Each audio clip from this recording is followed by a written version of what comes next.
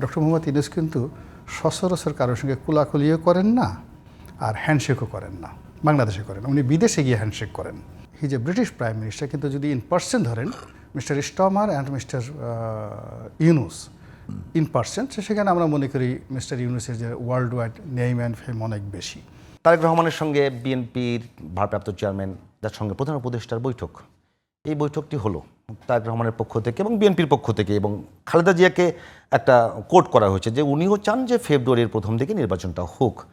তো ডক্টর ইউনূস বলেছেন যে আমরা যদি সব কিছু একেবারে কোট আন করে সব কিছু যদি আমাদের ঠিকঠাক থাকে, তো আমরা ঘোষণা দিয়েছি এপ্রিলের কথা, সেটি ফেব্রুয়ারিতে করা যেতে পারে। তবে সেক্ষেত্রে সংস্কার এবং বিচারের একটা উনি বাদ দিয়েছেন যে সেগুলো কাঙ্ক্ষিত জায়গায় যেতে হবে। কাঙ্ক্ষিত জায়গাটা কি? তো হলো যে এরকম একটা যে বৈঠক হয়েছে লন্ডনের মাটিতে, এটা হওয়া উচিত ছিল এবং আরও অনেক আগে। উনি এই প্রায় 3 কোটি 3.5 কোটি টাকা খরচ করে এই একটা পুরস্কার আনতে গেছেন, এটা নিয়ে অনেক সমালোচনা হয়েছে। কিন্তু তা না করে যদি উনি আরও 6 মাস আগে 3 কোটি টাকার জায়গায় যদি 5 কোটি টাকা খরচ করে উনি যদি লন্ডনে যেতেন এবং বলতেন যে আমি লন্ডনে যাচ্ছি তারেক রহমান সাহেবের সঙ্গে বৈঠক করার জন্য খোলামেলা, এটা বাংলাদেশের মানুষের কাছে আরও বেশি সমাদৃত হতো। এবং এই বৈঠকটির এই মুহূর্তে যে গুরুত্ব, বিশেষ করে বর্তমান সরকার এবং ডক্টর মোহাম্মদ ইউনূস যে একটা বিব্রতকর পরিস্থিতিতে পড়েছেন গত কয়েক মাস ধরে, সেই বিব্রতকর পরিস্থিতির প্রেক্ষিতে জনাব তারেক রহমান সাহেবের সঙ্গে এই বৈঠকের ফলে তার একটা ব্রিদিং টাইম এসেছে, তার শ্বাস প্রশ্বাসে এক ধরনের উদ্দীপনা এসেছে। এবং আমি দেখলাম যে তিনি তারেক রহমান সাহেবকে দেখে এতটা খুশি হয়েছেন, মনে হলো যে তাদের মধ্যে না জানি কত দিনের পরিচয়।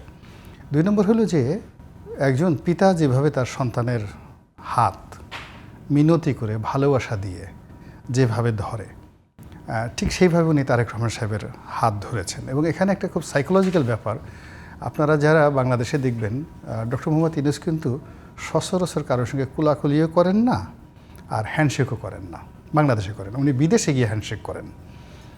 আর বিদেশে যাদের সাথে উনি হ্যান্ডশেক করেন তারা সবাই ওনার সাথে বড় মানুষ, বিখ্যাত লোক, মন্ত্রী, এমপি, প্রেসিডেন্ট, এদের সঙ্গে। আর ঠিক সেই মোদিও, নরেন্দ্র মোদিরও একই অভ্যাস, তিনি সহজে মানে দেখবেন যে তার সঙ্গে হ্যান্ডশেক করেন না। এবং সে যদি বড় জোর এইভাবে 2 হাত দিয়ে নমস্কার এরভাবে করেন নরেন্দ্র মোদি, কিন্তু হ্যান্ডশেক করেন না। আর যখনই ধরেন নেতানিয়াহু, ডোনাল্ড ট্রাম্প এদের মতো পর্যায়ের লোকের সাথে উনি হ্যান্ডশেক করেন তো 2 হাত চেপে ধরেন, তারপর শেষে জোরাজোরি করে কুলাকুলি করেন। এটা নরেন্দ্র মোদী সাহেবের একটা ক্যারিকেচার। তো সেই দিক থেকে ডক্টর মোহাম্মদ ইউনূসের মধ্যে আমি এই জিনিসটা দেখেছি যে উনি সাধারণত জাপান গেলেন বা কোনো একটা দেশে গেলেন, ওরকম বড় মানুষ ছাড়া সাধারণত হ্যান্ডশেক করেন না, আর যাদের সাথে হ্যান্ডশেক করেন তাদের 2 হাত চেপে ধরেন। তো সেই দিক থেকে তারেক রহমান সাহেবকে আসলে তিনি অনেক মূল্যায়ন করেছেন। আপনি দেখেন যে নিরপেক্ষতার একটা প্রশ্ন জাগে কিনা? না, তারেক রহমান সাহেবকে প্রথমত তিনি অন্তর্বর্তীকালীন সরকার একটা নিরপেক্ষ জায়গায় থাকবেন, অ্যাক্টিং চেয়ারম্যান তারেক রহমান। আমি আপনার ভাষায় আসবো, আমি আস্তে আস্তে আসছি। তো প্রথমত হলো যে ডক্টর মোহাম্মদ ইউনূসের যারা সমর্থক, তারা বেশিরভাগ লোকই বলার চেষ্টা করছেন এক জালেম গেছে আর এক জালেম আসবে, এক চাঁদাবাজ গেছে আর এক চাঁদাবাজ আসছে, ইত্যাদি ইত্যাদি নানা রকম কটু কথা। এবং এই কটু কথা আলটিমেটলি হাওয়া ভবন, তারেক রহমান, বিগত দিনের যে নির্বাচনের দুর্নাম বদনাম তারা কিন্তু করে আসছিলেন।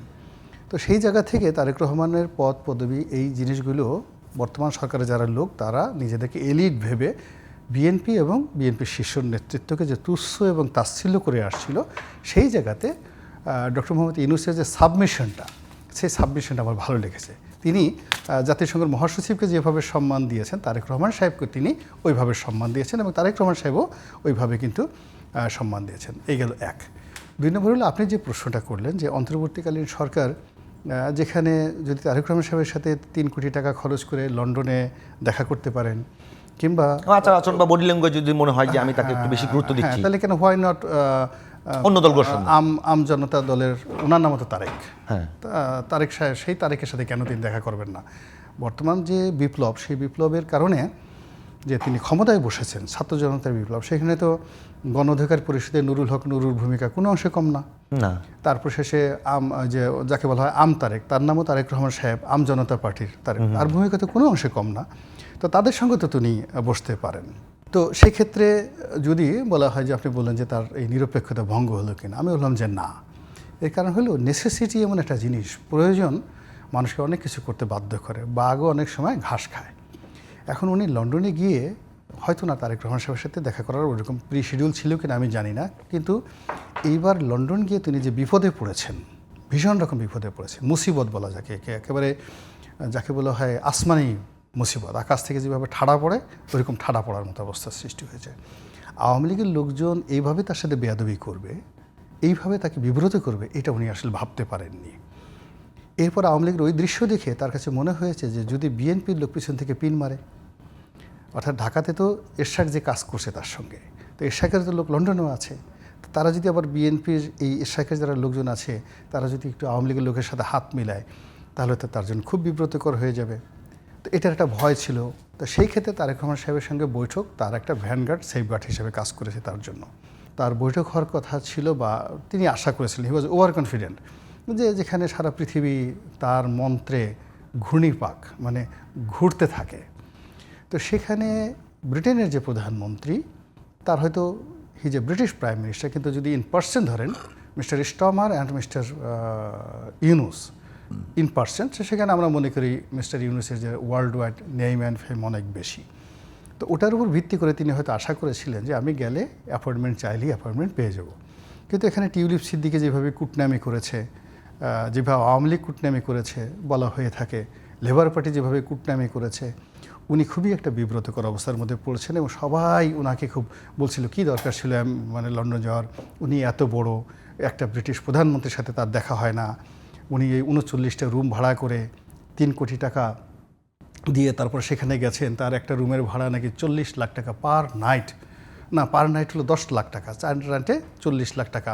তো 40 লাখ টাকা খালি ঘুমানোর জন্য তিনি ব্যয় করেছেন গরিব দেশের। সমালোচনা আমাদের আলোচনার যে আজকে বিষয়, ওটাই বলছি যে সেই জায়গাতে তিনি যখন এরকম একটা বিব্রতকর অবস্থায় পড়লেন, তখন দেখেন যখন তারেক রহমান সাহেবের সঙ্গে তার বৈঠকটা হলো, অল সমালোচনাগুলো যা কিছু হচ্ছিল, এই যে আমি এই মতে বললাম, সব কিন্তু মাটি চাপা পড়ে গেল এবং সবাই মনে করলো যে না, এটা বিরাট কাজ হয়েছে।